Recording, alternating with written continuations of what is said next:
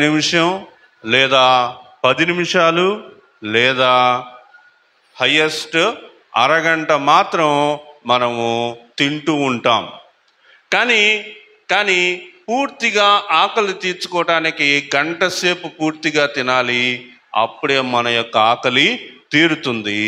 తిన్న ఆహారం బలంగా మారుతుంది. చెవులు కలిగిన వాడు గ్రహించునుగాక. నా వలననే నీకు ఫలము కలుగును. ఉదయం వరకు మనం ధ్యానం చేసుకున్నది ఏంటంటే, అంజూరపు చెట్టు ద్రాక్ష తోటలో నాటబడినటువంటి అంజూరపు చెట్టు ఫలములు లేనటువంటి చెట్టుగా మనం చూస్తూ వచ్చాం. అయితే ఈ సమయంలో ఫలము ఫలించాలి అంటే ఎవరి ద్వారా అంటే ఆ విషయాలు కూడా మనము ధ్యానం చేద్దాం. చిన్న ప్రార్థన చేసుకుందాం. చూడండి. ప్రేమ కలిగిన తండ్రి, కృప కలిగిన దేవా, నమ్మకమైన ప్రభువా యేసయ్య, నీ పాదాలకు వందనాలు, స్తుతులు, స్తోత్రాలు చెల్లిస్తా ఉన్నాం. రాజరక్షక నాయన యేసయ్య, నీ యొక్క మహా గొప్ప కృప చేత, దయచేత, ప్రేమ చేత మీరు మమ్మల్ని నేటి వరకు సజీవ లెక్కలో ఉంచి, ఇదిగో తండ్రి వెల్లటూరులో నాయన యేసయ్య ఈ యొక్క సంఘములో అగస్టిన్ అన్న ద్వారా నిర్వహించబడుతున్న ఈ యొక్క 2 దినముల ప్రార్థన పరిచర్యల్లో ప్రభువా నాయన, మరి ఈ యొక్క 2వ దినము చివరి కూడికలోని మొదటి వాక్యమును ధ్యానం చేయుటకు నాకు ఇచ్చిన సమయముకై వేలాదిగా వందనాలు, స్తుతులు, స్తోత్రాలు చెల్లిస్తా ఉన్నాం. ప్రభువా నాయన యేసయ్య, దీనుణ్ణి, దరిద్రుణ్ణి, ప్రభువా నాయన జ్ఞానము లేనటువంటి నన్ను ప్రభువా మీ యొక్క మహిమ కొరకు వాడుకోమని కోరుతూ ఉన్నాం. ఇదిగో తండ్రి, ఇక్కడ కూర్చొని వాక్యం వింటున్నటువంటి వారందరికీ ప్రభువా ఇదిగో తండ్రి మేలుకరంగా ఉండినట్లుగా, తీర్మానింపబడినట్లుగా, ఫలములు ఫలించినట్లుగా ఈ వాక్యము చేత ప్రభువా నాయన మీరు అభిషేకించమని కోరుతూ ఉన్నాం. యేసయ్య ప్రభువా, అతిశయోక్తులు, ఓవర్గా మాట్లాడటం ఇలాంటివన్నీ లేకుండా స్పష్టంగా నీ మాటలు మాత్రమే మాట్లాడుటకు ప్రభువా నాకు కృప చూపమని కోరుతూ ఉన్నాం. నాయన అంధకార సమానమైన చీకటి శక్తులు ప్రభువా నాయన, ఇబ్బంది కలిగించేటువంటి చీకటి శక్తులు ప్రభువా, కార్యక్రమాన్ని ఆటంకపరిచేటువంటి చీకటి శక్తులను యేసు నామములో బంధించమని కోరుతూ ఉన్నాం. సమస్త మహిమా ఘనత ప్రభావాన్ని మీకే ఆరోపిస్తూ యేసు నామం పేరిట ప్రార్థిస్తున్నాను తండ్రి, ఆమేన్. ప్రియులరా, మనము ఉదయము ధ్యానం చేసుకున్నటువంటి వాక్యానికి అనుబంధంగా మరి ఈ సమయంలో దైవజనులు వాక్యాన్ని అందించక మునుపు కొన్ని నిమిషాలు మనము దేవుని యొక్క వాక్యాన్ని ధ్యానం చేసుకుందాం. మనం ముందుగానే మనం చూసినట్టుగా మనం లూకా సువార్త 13వ అధ్యాయము 8వ వచనంలో, అయా నేను దాని చుట్టూ త్రవ్వి ఎరువు వేయుమట్టుకు ఈ సంవత్సరము కూడా ఉండనిమ్ము. ఉదయం మనం చదివినటువంటి విషయానికి, అయా నేను దాని చుట్టూ త్రవ్వి ఎరువు వేయుమట్టుకు, దాని చుట్టూ త్రవ్వి ఎరువు వేయుమట్టుకు అనేటువంటి మాటతోటి మనము కొన్ని మాటలను ధ్యానం చేయబోతూ ఉన్నాం. మరి సాయంకాల సమయంలో నేను, మా సతీష్ మామ గారు, తర్వాత యేసురత్నం పాస్టర్ గారు, మేము ముగ్గురం కలిసి కూర్చొని అనేక విషయాలు దీని గురించి మేము మాట్లాడటం జరిగింది. వారి యొక్క దేవుడు వారికి ఇచ్చినటువంటి ఆ ఉద్దేశాలన్నిటినీ కలుపుకొని ఒక మంచి సందేశంగా, ఒక మంచి వాక్యముగా మరి ధ్యానం చేసుకోవటం జరిగింది. అప్పుడు సహోదరుల ఐక్యత కలిగి నివసించుట ఎంత మేలు, ఎంత మనోహరము. కాబట్టి దేవుని యొక్క దాసులు ఒక చోట కూర్చొని ఉన్నప్పుడు దేవుని యొక్క జ్ఞానం అనేటువంటిది బయటకు వస్తూ ఉంది.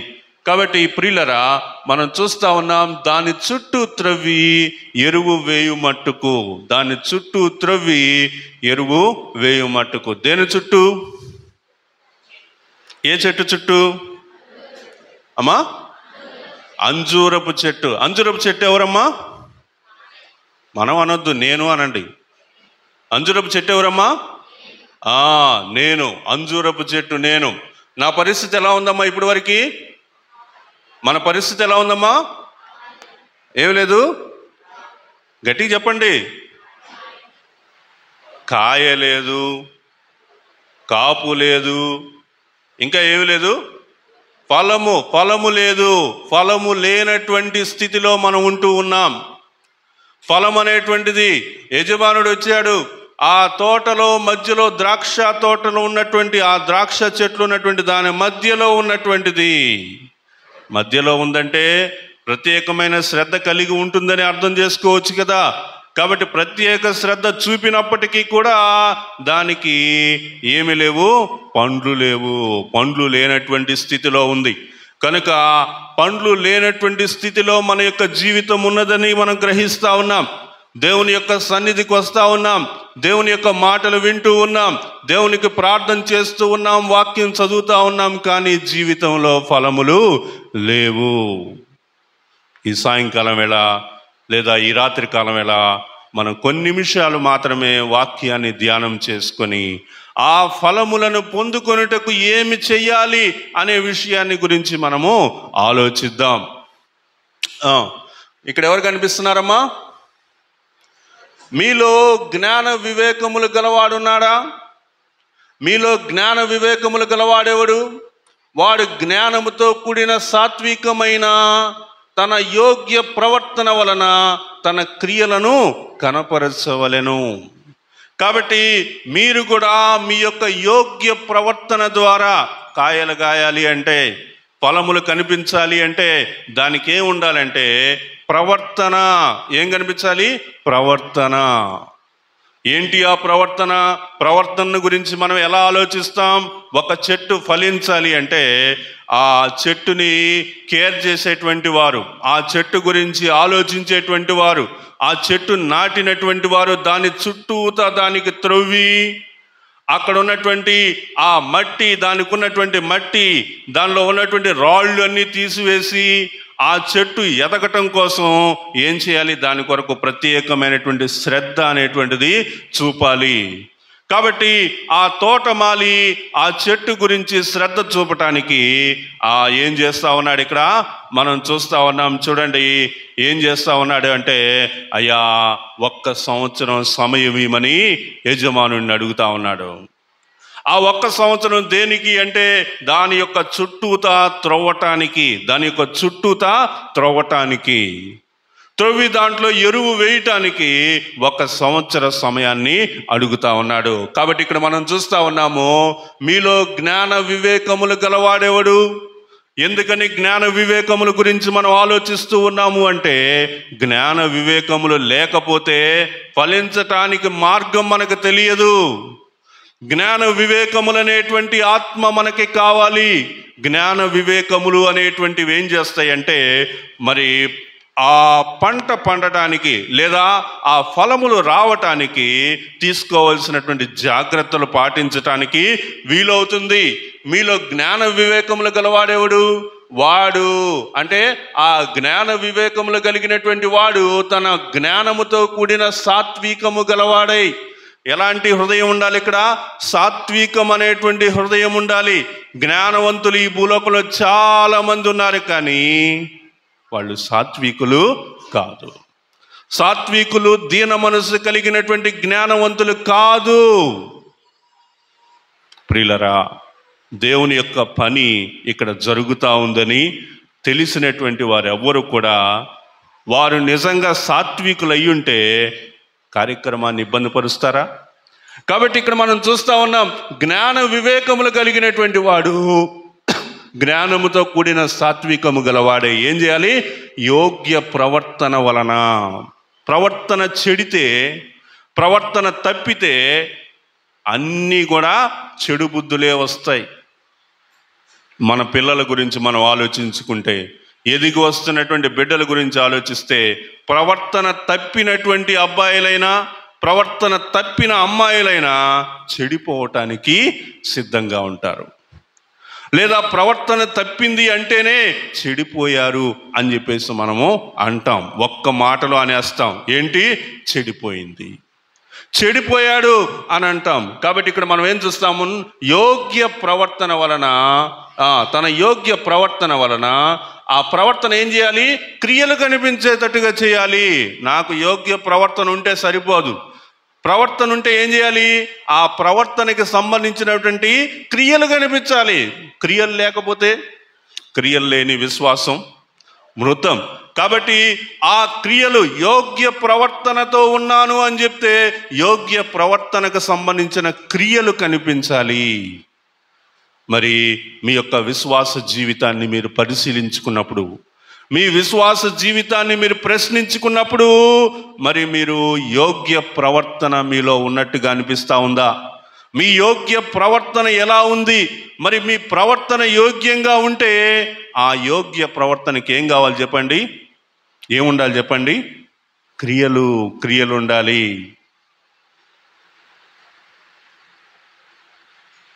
ఒక విషయాన్ని నేను మీకు చెప్పాలని ఆశపడతా ఉన్నా. కొన్ని క్లాసెస్కి మేము వెళ్ళినప్పుడు మా స్టూడెంట్స్కి ఏం చెప్తామంటే, మీరు కుర్చీలో కూర్చున్నటువంటి స్థితిని బట్టే ఇంటర్వ్యూవర్ ఏం చేస్తాడంటే మీరు సరిగ్గా ఉన్నారా లేదా ఆలోచిస్తాడు. అర్థమైందా? అంటే ఇది చర్చి కాబట్టి ఈ చర్చిలో మనం వాక్యం గురించి మాట్లాడుకుంటున్నాం కాబట్టి ఇక్కడ అది అంత అవసరమైన విషయం కాదు. అయినా కానీ ఉద్యోగాల కోసం వెళ్ళినప్పుడు ఆ కంపెనీలో ఉండేటువంటి హెచ్ఆర్ మిమ్మల్ని ఇంటర్వ్యూకి పిలిచినప్పుడు ఇంటర్వ్యూలో మీరు ఎలా కూర్చున్నారో కూర్చున్న దాన్ని బట్టి చెప్తాడు. నువ్వు పాజిటివ్ యాటిట్యూడ్లో ఉన్నావా, నెగిటివ్ యాటిట్యూడ్లో ఉన్నావా, నీకు అంతా బాగుందా, నువ్వు చాలా స్థిరమైనటువంటి మనస్సు లేకపోతే కాన్ఫిడెంట్గా నువ్వు ఉన్నావా లేదా అనేది ఆలోచిస్తాడు. ఆ ప్రకారంగా చెప్తే ఒకవేళ ఈ కుర్చీలో కూర్చున్నటువంటి మీ అందరే కనుక ఒకవేళ ఇంటర్వ్యూలో కూర్చున్నారని అనుకుంటే మీలో 70% ఫెయిల్ అవుతారని నేను చెప్తున్నా. అర్థమైందా? కాబట్టి ఒక కూర్చునేటువంటి విషయానికే ఇన్ని విషయాలు ఉంటే దేవుని గురించినటువంటి విషయాల్లో, ఆత్మీయ జీవితాన్ని గురించి మనం ఆలోచించే విషయంలో క్రియలు అనేటువంటి చాలా చాలా ప్రధానమైనటువంటి అంశాలుగా మనము చూస్తూ ఉన్నాం. చూద్దాము మరికొన్ని వచనాలు. అయితే పైనుండి వచ్చు జ్ఞానము మొట్టమొదట పవిత్రమైనది, తర్వాత సమాధానకరమైనది, మృదువైనది, సులభముగా లోబడునది, కనికరముతోనూ మంచి ఫలములతోనూ నిండుకొనినది, పక్షపాతమైనను వేషధారణ అయినను లేనిది అయి ఉన్నది. కాబట్టి మనం ఏం చూస్తూ ఉన్నామంటే ఆ గుణాలు అనేటువంటి విషయాన్ని మనం చూసినప్పుడు మనం ఏం చూస్తూ ఉన్నాము? యోగ్య ప్రవర్తన అనేటువంటిది. ఆ చెట్టు ఎందుకు ఫలించలేదు, ఎందుకని దానికి కాయలు రాలేదు అని ఆలోచిస్తే విశ్వాస జీవితంలో మనం ఆలోచించినప్పుడు యోగ్య ప్రవర్తన లేదు గనక, యోగ్య ప్రవర్తన లేదు కాబట్టి దానికి క్రియలు కూడా లేవు. ఏంటి క్రియలు చెప్పండి? అంజూరపు చెట్టుకి పండు రాలేదు అంటే దానికి ముందు క్రియలు ఏమై ఉంటాయి చెప్పండి? పండు రాలేదంటే ముందేమో వచ్చుండదు చెప్పండి? పండు రాలేదంటే ముందేం రాలేదు చెప్పండి? పూత రాలేదంటే ఎందుకు రాలేదు చెప్పండి? పూత ఎందుకు రాలేదు చెప్పండి అమ్మా. మీరు చెట్ల గురించి చూస్తుంటారు కదా, ఆలోచిస్తుంటారు కదా. పూత రాలేదంటే ఏంటి కారణం? పూత రాలేదంటే మనం చాలా రకాలుగా ఆలోచిస్తాం. అసలు ఈ చెట్టు మగదా ఆడదా అని ఆలోచిస్తాం. అవునా? ఈ చెట్టు మగదా కాదా అని ఆలోచిస్తాం. కాబట్టి ఎన్నో అనుమానాలు వస్తాయి. దేని ద్వారా వస్తాయి అనుమానాలు? దేని ద్వారా వస్తాయి? క్రియలు దగ్గరికి వచ్చేటప్పటికి నీ విశ్వాసాన్ని గురించి అంచనా వేసినప్పుడు, చర్చిలో నువ్వు వస్తున్నప్పుడు, దేవుని సన్నిధికి వస్తున్నప్పుడు, నీ యొక్క ఆత్మీయ విషయాల గురించి దేవుని యొక్క సేవకులు చూసినప్పుడు క్రియలు ఉన్నాయా లేదా? యోగ్య ప్రవర్తన, నువ్వు ప్రభువుని నమ్ముకున్నావు, బాప్తిసం తీసుకున్నావు, దేవుని యొక్క ఆలయానికి వెళ్తున్నావు, వస్తున్నావు, బాగానే ఉంది, కానీ క్రియలు ఉన్నాయా? క్రియల దగ్గరికి వచ్చి చూసినప్పుడు ఆ రక్షణకు సంబంధించినటువంటి క్రియలు లేనప్పుడు, బాప్తిసానికి సంబంధించిన క్రియలు లేనప్పుడు, ఆరాధన చేసేటువంటి దానికి సంబంధించిన క్రియలు లేనప్పుడు, ప్రభు బలలో పాల్గొనలేకపోతున్నప్పుడు ఆలోచిస్తూ ఉన్నాం. చూడండి ప్రియ సహోదరి సహోదరులారా, మీ యొక్క క్రియలేవి? కాబట్టి మనం ఇక్కడ చూస్తూ ఉన్నాము, పైనుండి వచ్చు జ్ఞానము మొట్టమొదట పవిత్రమైనది, సమాధానకరమైనది, మృదువైనది, సులభముగా లోబడినది, కనికరముతోనూ మంచి ఫలములతోనూ నిండుకొనేది, పక్షపాతమైనను వేషధారణ అయినదు లేనిది. కాబట్టి నేను ఫలించాలి అని అనుకుంటే, నేను గనక ఆత్మీయంగా ఫలములు లేనటువంటి స్థితిలో ఉన్నాను. ఫలించాలి అంటే నువ్వేం చేయాలి చెప్పండి? ఆ పైనుండి వచ్చినటువంటి జ్ఞానము పవిత్రమైనటువంటి జ్ఞానమును పొందుకున్నటువంటి నీవు పవిత్రమైనటువంటి జీవితం కలిగి ఉన్నావా? తర్వాత సమాధానకరమైన హృదయం నీకుందా? మృదువైనది అనేటువంటిది ఎలా అర్థం చేసుకుంటాం? నువ్వు మాట్లాడే మాటను బట్టి, నోట్లో నుంచి బయటకు వచ్చే మాటలు మృదువుగా ఉన్నాయా లేదా? కాబట్టి మృదువైనటువంటి మాట ఏం చేస్తుందంటే ఆ నొప్పి కలిగించకుండా ఉంటుంది. ఎలా మాట్లాడాలి మృదువైన మాటలంటే? నీ నోట్లోంచి వచ్చేటువంటి మాట ఎలా ఉండాలి? ప్రారంభంలో ఫస్ట్ ఏం రావాలి చెప్పండి? ఫస్ట్ ఏం రావాలి? వందనాలన్నా. ఫస్ట్ ఏం రావాలి? వందనాలన్నా, వందనాలక్క. తర్వాత ఏం రావాలి? బాగున్నారా అన్న, బాగున్నారా అక్క. తర్వాత ఏం రావాలి చెప్పండి? ఏం రావాలి? భోంచేశారా అన్న. చేసినా చేయపోయినా నాలుగో మాట ఏం రావాలి? భోంచేయండి అన్న వచ్చి. కాబట్టి ఇక్కడ మనం ఆలోచిస్తూ ఉంటే ఏం కనిపిస్తుందంటే, నీవు గనక విశ్వాసివైతే ఆ ఫలములు ఫలించటానికి నీ హృదయంలో చోటు ఉందని చెప్పాలి అంటే ఎలాంటి మాటలు రావాలంటే, నీ నోట్లోంచి మృదువైన మాటలు రావాలి. కొంతమంది విశ్వాసులే కానీ 4-5 విశ్వాసులు కలిసి కూర్చున్నప్పుడు వాళ్ళ నోట్లో నుంచి వచ్చేటువంటి మాటలు ఎట్లుంటాయో తెలుసా? భయంకరంగా ఉంటాయి. అదే నోటితోటి ఇక్కడికి వచ్చి ఏం చేస్తాడు? పాట పాడతాడు, హల్లెలూయా స్తుతి మహిమ ఎల్లప్పుడు. మళ్ళీ బయట పోయి ఏందయ్యా నువ్వు మాట్లాడేదే అని గట్టిగా ఆ లబోదిబమని అల్లాడిస్తాడు. ప్రియులరా, ఫలములు రావాలి అంటే మనం ప్రతి విషయం గురించి ఆలోచించుకోవాలి. తర్వాత సులభముగా లోబడునది. లోబడే గుణం ఉందమ్మా? సహోదరులారా, మీకు లోబడే గుణం ఉందా? సేవకుడికి లోబడరు కానీ దేవుడికి లోబడతారు. సేవకుడు అంటే అలుసు, కానీ దేవుడు అంటే మాత్రం పరమభక్తి. చూడండి, ఎప్పుడైనా కానీ లోబడుట అనేటువంటిది, నువ్వు నీ కొరకు ఏర్పరిచిన దేవుని సేవకుడికే లోబడిన నీవు దేవునికి లోబడతావా? నీకు మాదిరిగా ఉంచినటువంటి ప్రభువు, తను మాదిరిగా ఉంచినటువంటి శిష్యుల క్రమంలో వచ్చినటువంటి దైవ సేవకుడినే నువ్వు గౌరవించని నీవు దేవుణ్ణి గౌరవిస్తావా? అంటే సేవకుణ్ణి గౌరవించినటువంటి నీవు నేను దేవుణ్ణి గౌరవిస్తున్నాను అంటే నువ్వేం చెప్తున్నావు చెప్తండి? వేషధారణ, పక్షపాతం అనేటువంటి హృదయం కలిగి ఉన్నావని అర్థమవుతుంది. ప్రియులరా, సులభముగా లోబడినది, కనికరముతోనూ మంచి ఫలములతోనూ నిండుకొనినది. ఆ ప్రవర్తన గురించి నేను మీకు చెప్తున్నా. యోగ్య ప్రవర్తన అనేటువంటి విషయాల గురించి చెప్తున్నా. ఆ యోగ్య ప్రవర్తన వలన జరగవలసినటువంటి క్రియలు, ఎలాంటి క్రియలు కనిపించాలో ఆ క్రియలు నేను మీకు చెప్తున్నా. మొదట నేను చూపించిన వీడియో ఉంది చూసారా? ఆ వీడియో గురించి మీరు నాకు చెప్పాలా చివర్లో. అది ఏంటిది, ఎందుకోసం వెళ్ళింది, ఎక్కడికి వెళ్తుంది, దారి మధ్యలో వచ్చినటువంటి ఆ పసుపుగా ఏదో ఒకటి ఉంది, దాన్ని తిన్న తర్వాత దానికి గొప్ప శక్తి వచ్చినట్టుగా అయిపోతుంది. తర్వాత ఉండట్టుండి ఏమైపోతుంది, ఆ శక్తి ఎక్కువసేపు నిలవట్లేదు, టపామని కింద పడిపోతుంది, మళ్ళీ పోతుంది, మళ్ళీ తింటుంది, కొంత శక్తి సంపాదించుకుంటుంది. చిన్నగా ఏమవుతుంది చెప్పండి? చిన్నగా ఏమవుతుంది?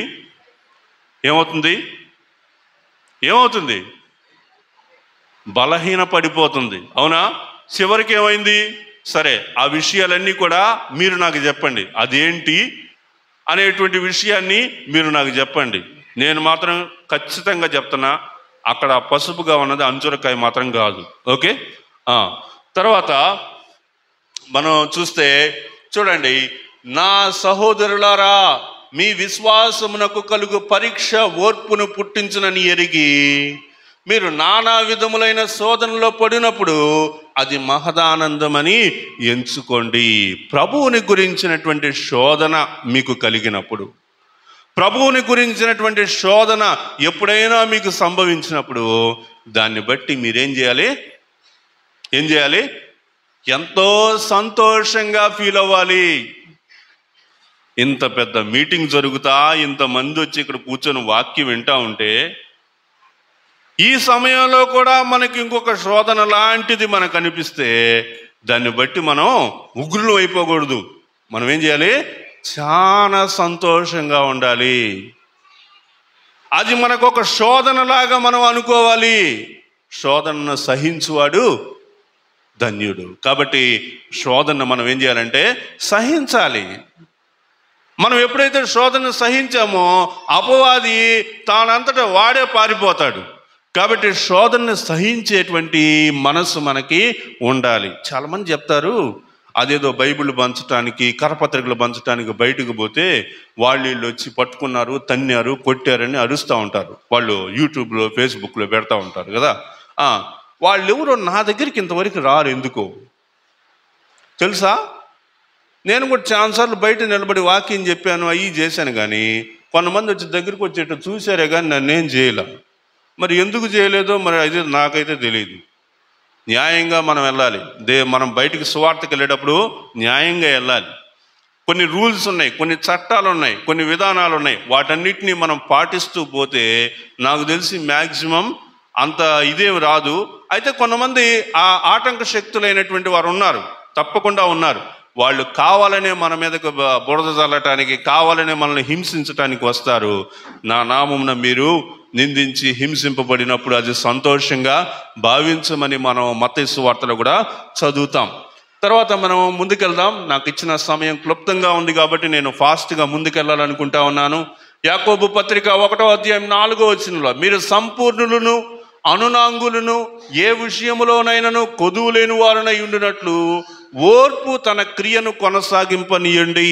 కాబట్టి మీరు మీ యొక్క ఫలములు ఫలించాలి. మీరు మీ ఫలములు ఫలించాలి అంటే, ఫలము ఫలించాలి అంటే దానికి ఏం కావాలమ్మా? దానికి ఏం కావాలి? ఓర్పు కావాలి. ఓర్పు కావాలి. ఈరోజు నేను చెట్టు నాటి ఊరిక గంటకు వచ్చి చూస్తున్నాను అనుకో, కాయ వచ్చిందా? ఇంకా రాలేదా? సరే మళ్ళీ ఒక గంటకి వద్దామని మళ్ళీ ఒక గంట సేపు వెళ్ళి వచ్చిందా? మళ్ళీ కాయ వచ్చిందా అని చూస్తే వచ్చిందా చెప్పండి? ఆ చెట్టు ఎదగటానికి, దాన్ని పోషింపబడటానికి, దానికి చిగురు రావటానికి, పూత రావటానికి, కాయ రావటానికి సమయం అనేటువంటిది ఉంటుంది. ఆ సమయం వచ్చే వరకు ఏం చేయాలా? ఆ వచ్చే వరకు ఓర్పుతోటి మనము ఉండాలని వాక్యం మనకు బోధిస్తూ ఉంది. అయితే యజమానుడు ఏం చేశాడంటే 3 సంవత్సరాలు వచ్చి చూశాడు. మొదటి సంవత్సరం వచ్చి చూశాడు, కాపు రాలేదు. 2వ సంవత్సరం వచ్చి చూశాడు, కాపు రాలేదు. 3వ సంవత్సరం కూడా వచ్చి చూశాడు, కాపు రాలేదు. ఇంక డెసిషన్ తీసుకున్నాడు. ఏం డెసిషన్ తీసుకున్నాడు? ఎందుకు ఇది, ఈ కాయలు లేనటువంటి, ఈ ఫలములు లేనటువంటి ఈ చెట్టు ఎందుకు? ఇంతకాలం నేను విశ్వాసిగా ఉంది కదా, ఇంతకాలం పోషించాను కదా, ఇంతకాలం నేను ఎన్నో శ్రమలు శోధనలు వచ్చినప్పుడు తప్పిస్తూ వచ్చాను కదా, అయినా ఇంతవరకు ఒక్క ఫలము ఫలించటానికి ఎందుకని ముందుకు రాలేదు? ఎందుకని నిర్ణయింపబడలేదు?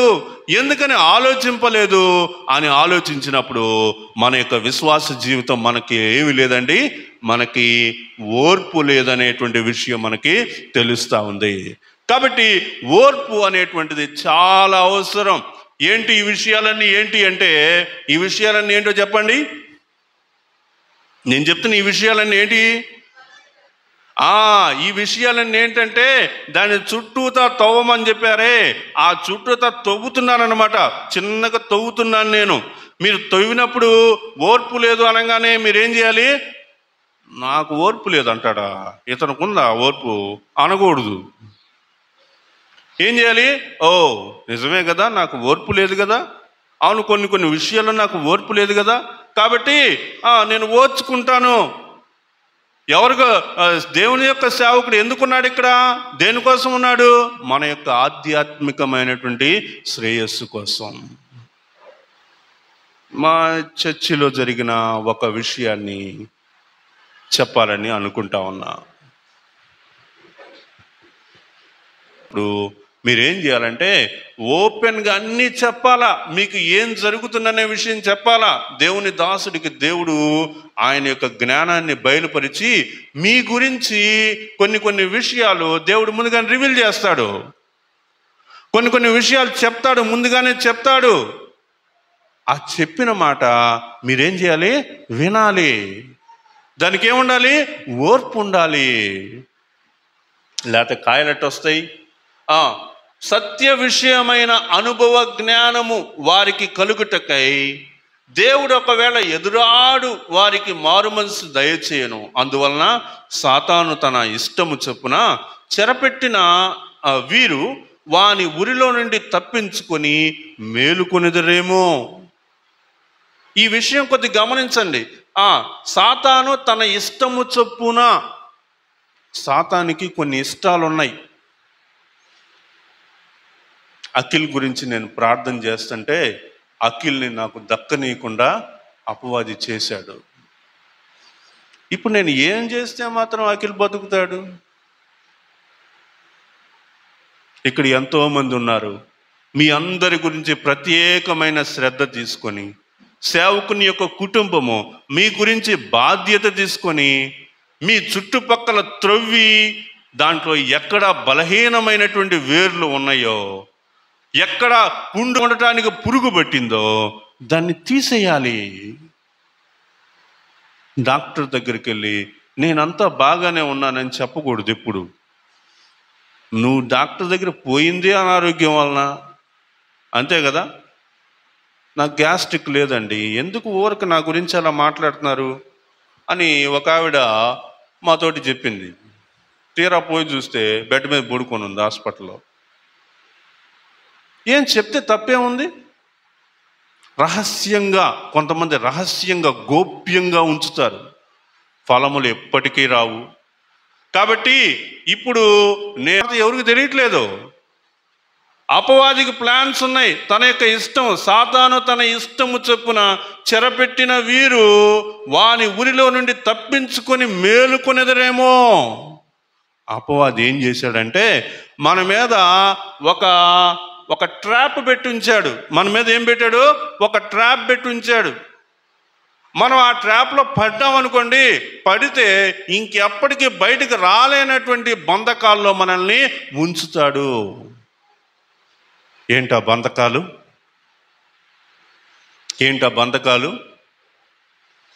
చెప్పనా? అప్పుల సమస్యలు. నీకు అతి అవసరం అయింది, అప్పు చేసావు. అప్పు చేస్తే నువ్వేం చేయాలి? అసలుతో పాటు వడ్డీ కట్టాలి. వడ్డీ ఎంత కట్టాలి?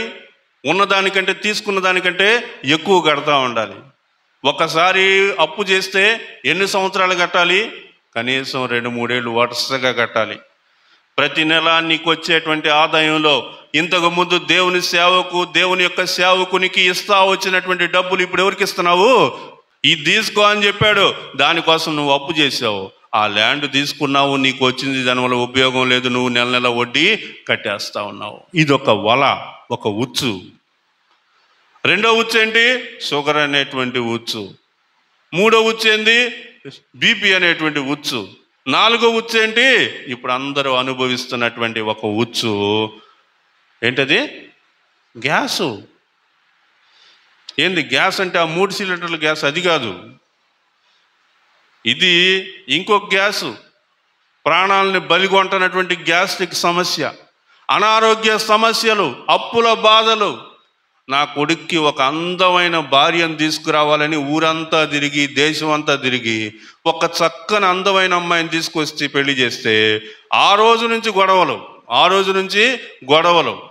ఇంతకుముందు బాగా ప్రార్థనకు వచ్చేవాళ్ళు ఇప్పుడు రాలేకపోతున్నారు. ఏంది అంటే కుటుంబంలో గొడవలు. పాస్టర్కి తెలిస్తే ఏం చేస్తాడు? పాస్టర్కి తెలిస్తే ఊరంతకు తెలిసింది అన్నట్టుగా ఫీల్ అయ్యి ఎవరికి చెప్పరు. ఇంటికి వెళ్ళినప్పుడు మాత్రం బాగానే హ్యాపీగా ఉన్నట్టుంటారు. మనం గోడ దాటి బయటకు వస్తే లోపల నుంచి ఏం సౌండ్లు వస్తూ ఉంటాయి? అదే ఈ రిథమ్ ప్యాడ్లో ఒక కిట్ అని ఉంటుంది, మెటల్ కిట్ అని. అలా అన్నమాట. పళ్ళాలు అన్ని టాంగ్ డింగ్ డుంగ్ డుంగ్ మనం వస్తూ ఉంటాయి అన్నమాట. ప్రియులరా, ఇవన్నీ కూడా అపవాది వేసేటువంటి ఉచ్చులు, అపవాది వేసే ఉచ్చులు. ఎవరికి పెడతాడు అపవాది ఉచ్చులు? ఎవరికి పెడతాడు? ఎవరు రెగ్యులర్గా ఉంటారో, ఎవరు దేవుని యొక్క పనిలో యాక్టివ్గా ఉంటారో, ఎవరు దేవునికి దగ్గరగా ఉండి ఆయన యొక్క సేవలో ముందుకు వస్తూ ఉంటారో వాళ్ళకి పెడతాడు ప్లాను. అపవాది యొక్క ప్లాన్ ఎవరికంటే వాళ్ళకనమాట. చర్చికి సరిగ్గా వెళ్లకుండా విశ్వాసంలో స్థిరత్వం లేని వాళ్ళ గురించి పెద్దగా పట్టించుకోడు.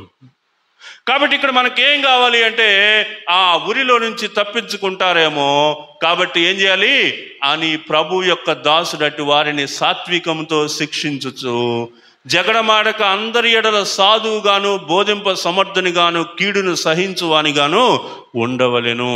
కాబట్టి అలాంటి వాళ్ళతోటి సన్నిహితంగా, వాళ్ళతోటి సాధువుగా, కీడును సహించినటువంటి వానిగా, జగడమాడకుండా సాత్వికముతోటి వాళ్ళని ఏం చేయాలంటే శిక్షించాలి. శిక్షించకుండా వదలకూడదు, శిక్షించాలి. కానీ ఆ శిక్ష ఎలా ఉండాలి? సాత్వికంతో కూడినటువంటి శిక్షగా ఉండాలి. ఈ సాత్వికంతో కూడినటువంటి శిక్ష, సాధువు అనేటువంటి బోధ, సాధువుగాను బోధింప సమర్థునిగాను కీడును సహించువానిగాను, ఈ విషయాలన్నీ ఏంటియో తెలుసా? ఇవన్నీ ఎరువులు. ఏంటి అమ్మా ఇవన్నీ? ఎరువులు. ఎరువేయాలి. వెనక చుట్టూతో తవ్వాడు, తవ్విన తర్వాత ఆ వేర్లకి ఏం వేయాలంటే ఈ యొక్క ఎరువు వేయాలి. ఈ ఎరువు వేసినప్పుడు ఆ చెట్టు ఏమవుతుంది? ఆ కార్యాలు దాలుస్తుంది. ఆ చెట్టు, అంజురపు చెట్టు చిన్నగా క్రియలు అనేటువంటి దానిలో నుంచి ప్రారంభం అవుతాయి. యోగ్య ప్రవర్తన అనేటువంటిది దానిలో నుంచి ప్రారంభించబడుతుందని తెలియజేస్తా ఉన్నాను. ఫలించుటకు తీర్మానింపబడ్డావా? ఇప్పుడు వరకు నీ దిశ ఎటుంది? ఇప్పుడు వరకు నీ యొక్క మార్గం ఎటుంది? నువ్వు వెనక్కి తిరిగి దేవుని దగ్గరకు వస్తావా రావా? ఇంతసేపు వాక్యం విన్నటువంటి నీవు నీ హృదయపు తలంపులు మార్చుకోవా? ఇంతవరకు నీ యొక్క జీవితంలో నీవు అనుభవిస్తున్నటువంటి పరిస్థితుల నుంచి వెనక్కి రావా? మీరే తీర్మానం తీసుకోవాలి. వెనక్కి వస్తే ఆయన ఇచ్చేటువంటి ఫలములను గురించి మనం అర్థం చేసుకుంటాం.